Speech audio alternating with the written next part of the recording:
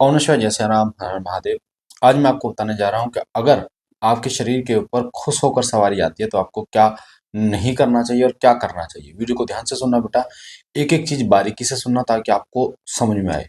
क्योंकि बहुत सारे ऐसे बच्चे हैं जिनके ऊपर सवारी आ जाती है पर उनको समझ में नहीं आता। वो बहुत सारी ऐसी गलतियाँ कर बैठते हैं जिन गलतियों के कारण उनकी शक्ति उतार ली जाती है। उनके जो शक्ति है, उस शक्ति का बंधन कर दिया जाता है और फिर वो बाकी खाली घूमते हैं। क्यों? क्योंकि उनकी शक्ति को उतार लिया गया है। जगह-जगह वो चौके ऊपर घूमते हैं, सही ज्ञान ना होने के कारण। अगर आप इस वीडियो को शुरू से लेके एंड तक सुनोगे, तो आपको निश्चित रूप से ये समझ में आ जाएगा कि शक्ति को सँभालना कैसे है? कोई शक्ति आ रही है तो उसको कैसे परिपक्व करना है, इस चीज़ का ध्यान रखना सबसे पहले। ठीक है? तो सबसे पहले मैं आपको बात करता हूँ कि जब भी कोई सवारी आती है, तरंग आती है आपके ऊपर, तो वो एक तरीके से बच्चे की तरह रहती है बेटा। ठीक है? जैसे खुश होकर सवारी आए तो आपको क्या करना चाहिए, क्या नहीं करना चाहिए। जब भी आपके ऊपर सवारी आ रही है, ठीक है? सवारी आ गई, माता काली की सवारी आ गई, भैरव बाबा की सवारी, किसी भी देवता की सवारी आ गई, तो वो जो तरंग होती है, वो एक बच्चे की तरह तरंग रहती है बेटा। जिस प्रकार से एक बच्चा होता है ना छोटा, उस प्रकार से आपके वो एक बच्चे की तरंग होती है। अब कैसे एक बच्चे की तरह? जिस प्रकार से बच्चे को खाना खिलाना होता है, ठीक है? नहलाना होता है, कपड़े पहनाने होते हैं, उसी प्रकार से जो शक्ति आती है उसकी तरंग छोटी होती है। यानी एक बच्चे की तरह तरंग होती है उसकी, तो उसको आपको परिपक्व करना होता है, बड़ा करना होता है। ये जो बच्चा है, ये बच्चा खुद की सुरक्षा नहीं कर सकता अभी, है ना? तो आपकी कैसे करेगा? तो जो तरंग आपके ऊपर आती है, वो तरंग बच्चे की तरह होती है। वो तरंग इतनी छोटी होती है कि आपको उसको पालना होता है, जिस प्रकार एक बच्चे को पालना होता है। और जब वो तरंग बड़ी हो जाती है, तब क्या होता है? तब वो तरंग आपकी खुद की सुरक्षा करती है। जिस प्रकार एक बच्चा जब बड़ा हो जाता है तो वो खुद की भी रक्षा करता है और अपने परिवार की भी रक्षा करता है। अब इस डिफरेंशिएट को, इस अंतर को आपको समझना पड़ेगा। बहुत सारे लोग इस चीज़ को नहीं समझ पाते क्योंकि वो ये सोचते हैं कि सवारी आ गई, जीभ निकाल दी तो माता की सवारी आ गई। अब वो उल्टे-सीधे प्रश्न जो है वो माता से शुरू कर देते हैं। अब सबसे बड़ी गलती आप करते हो, कौन-सी गलती करते हो? जब सवारी आती है, ठीक है? सवारी आई आपके ऊपर। अब सवारी आ रही है, मान लो वो माता काली की सवारी है। माता काली की सवारी आई। अब क्या है? माता काली की सवारी जब वो आ रही है, तो मैंने ये पिछली वीडियो अगर आपने नहीं देखी सवारी वाली तो उसमें आप समझ लेना, मैंने आपको बहुत अच्छी तरीके से समझा रखा है। पिछली वीडियो को सुन लेना कि किस प्रकार से जब माता काली की सवारी आती है तो क्या वो माँ काली की सवारी है या उनके दूध की सवारी आती है या उनके अंश की सवारी आती है। ठीक है? ये मैंने आपको बता रखा है। होता क्या है, जिस प्रकार से ये भारत है मान लो, है ना? ये हमारा देश है भारत और आप ये हम उसके नागरिक हैं, बहुत ही छोटे-छोटे नागरिक। ठीक है? तो आप ये हो, मान लो, ठीक है? ये नागरिक, नागरिक, ठीक है?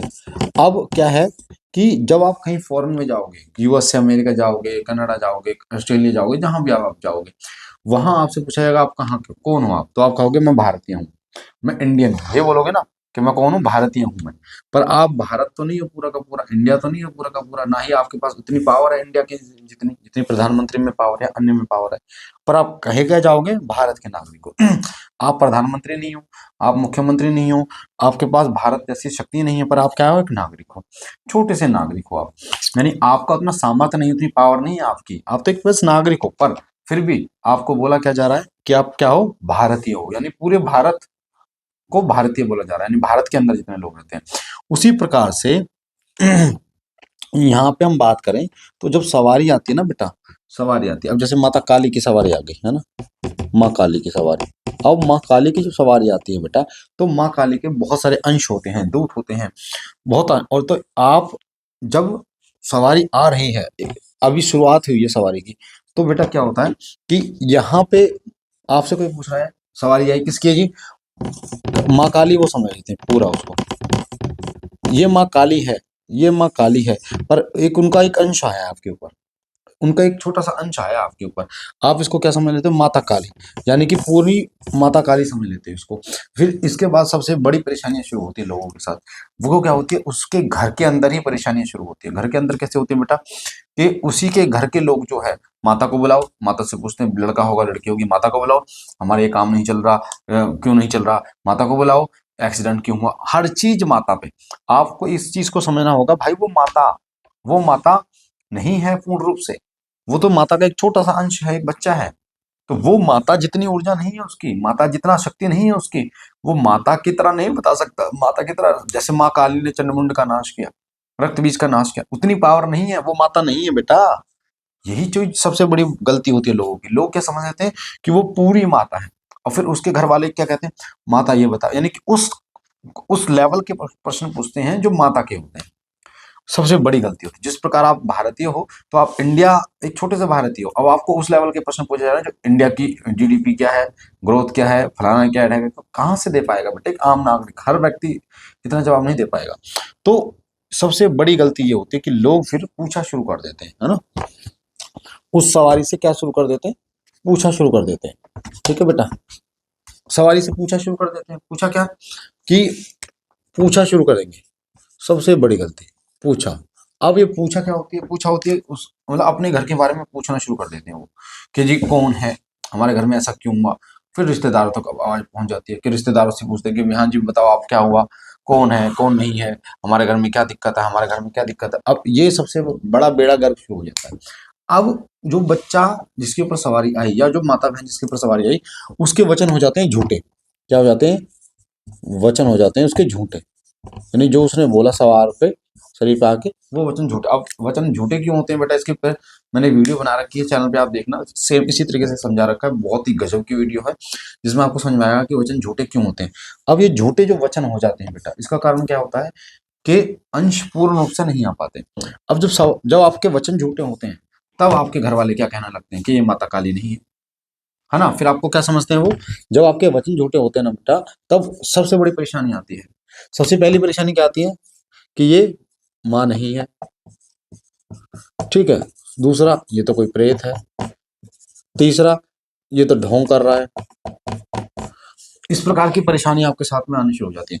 फिर कई लोग तो फिर क्या है ना, पूजा पाठ को बंद कर देते हैं, पूजा पाठ में कांटा लगा देते हैं ना, पूजा पाठ, कोई माता नहीं है, जिसके ऊपर सवारी आती है उसका जो है सबसे बड़ा विश्वास आघात होता है, विश्वास उसका टूट जाता है। क्यों टूट जाता है उसका विश्वास, क्योंकि वचन झूठे हो रहे हैं, पर सही ज्ञान नहीं है उसको। अगर सही ज्ञान होता मेरा बच्चा तो वो इन चीजों में नहीं फंसता। तो लोग फिर उसी के घर वाले जो है, वो माता नहीं है ये जी, ये तो कोई और है, ये प्रेत है, या ये ढोंग करता है, या ये पूजा पाठ जो है सब बंद करवा देते हैं। विश्वास आपका टूट जाता है, बहुत सारे लोग माता पिता, माता का मंदिर सब कुछ बाहर फेंक देते हैं। हमें नहीं करनी कोई माता वाता, जो झूठ बोले, जो हमारा काम ना करे, वो कैसी माता, ये दिक्कत है। उसके बाद कई लोग नास्तिक हो जाते हैं, कई लोग दूसरे धर्म में चले जाते हैं। कारण क्या है, ज्ञान ना होना। क्योंकि वो व्यक्ति जिसको सवारी आ रही है, उसका शरीर हिल रहा है, जीभ निकल रही है, पर वो दिखाई उसको कुछ नहीं दे रहा। उसका कारण क्या है, क्योंकि बेटा अभी समय, वीडियो बहुत लंबी हो जाएगी तो मैं बता नहीं सकता। पिछली वीडियो में आप देखोगे कि सवारी के वचन क्यों झूठे होते हैं, यानी कि सवारी झूठ क्यों बोलती है, उस वो मैंने एक एक चीज बता रखी है, ठीक है आपको। तो इन दिक्कतों के कारण क्या होता है कि वो सवारी जो है, सवारी का फिर आप कई बार ना सवारी का एक चीज करना शुरू कर देते हो, वो है अपमान। फिर लोग मुंह पे बोल देते हैं कि अगर तू सवारी है तो फिर ये बता ये क्या है, जब तेरी बस की नहीं है तो काहे की माता है, तो भूत है प्रेत है, तो सवारी का अपमान करना शुरू कर देते हैं। तो ये सब दिक्कतें जब हैं, जब आपको शुरुआत में आती हैं, जब आप माता, जब आपके ऊपर सवारी कोई खुश होकर आती है। अब सबसे बड़ी गलती क्या कर देते हो आप इसमें, ये गलती तो होती होती है, एक और गलती होती है, वो होती है आपकी कि आप लोगों को पूछा देना शुरू कर देते हो, घर वालों को भी, बाहर वालों को। हाँ जी, मैं बता देता हूँ तेरे बारे में, वे मेरे बारे में। उसके बाद दूसरा एक और होता है, वो होता है कि कई लोग तो संकट को ही काटना शुरू कर देते हैं, संकट काटना शुरू कर देते हैं। मतलब गुरु नहीं है आपका कोई, केवल सवारी आ रही है, गुरु नहीं है, संकट काटना शुरू कर देते हैं कई लोग जो होते हैं। उसके बाद कई लोग जो होते हैं, वो बेटा दूसरों के भगत के घर चले जाते हैं, भगत या तांत्रिक के घर चले जाते हैं, ठीक है, या जो किसके घर चले जाते हैं, संकट वालों के घर चले जाते हैं। और संकट वालों के घर ऐसे जो लोग होते हैं बेटा, जो ये गलती कर देते हैं, ये सबसे बड़े बड़े फंसते हैं, और बहुत बुरे फंसते हैं। क्यों फंसते हैं, क्योंकि पूछा आप दे रहे हो, आपको ज्ञान नहीं है, गलत बातें बता रहे हो। संकट, संकट को अगर आप बेटा वारोगे, संकट को उतारोगे तो आप खुद फंसोगे, क्योंकि आपकी सुरक्षा का कोई गारंटी नहीं है। आपकी सुरक्षा के लिए ना आपके पास गुरु है, ना सुरक्षा मंत्र है, ना आपको पता कि कैसे सुरक्षा की जाती है। भगत के घर जाओगे तब भी आपके साथ दिक्कतें वहां से कई आएंगी, और संकट, अगर संकट वाले व्यक्ति के घर जाओगे तो वहां से संकट आपके साथ आ सकता है, ठीक है, जो भी संकट है, भूत है, प्रेत है, जिन है, मशान है, कोई भी संकट। अब इसमें एक और गलती आप ऐड कर देते हो जिसे हम कहते हैं सोने पे सुहागा, वो होता है गुरु, गलत गुरु का चयन अगर आप कर लेते हैं। और सबसे बड़ी दिक्कत होती है तामसिक गुरु, है ना, क्योंकि हम तो पूर्ण रूप से सात्विक हैं, तो हम तो तामसिक के विरोध में हैं। ठीक है, क्या हो जाता है, तामसिक गुरु को आप धारण कर लेते हो, गलत गुरु को आप धारण कर लेते, कई लोग अघोरी को धारण कर लेते हैं, कई लोग मतलब बहुत शमशान की चीजों को।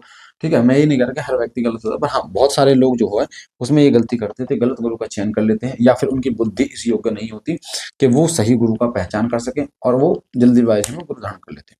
बहुत सारे लोगों को ऐसा लगता है कि सवारी आ गई, अब तो मेरा नाम होगा, अब तो मेरी प्रतिष्ठा होगी, अब तो मेरा ये होगा, अब लोग पैर छुएंगे, इस वजह से लोग बहुत ज्यादा परेशान होते हैं।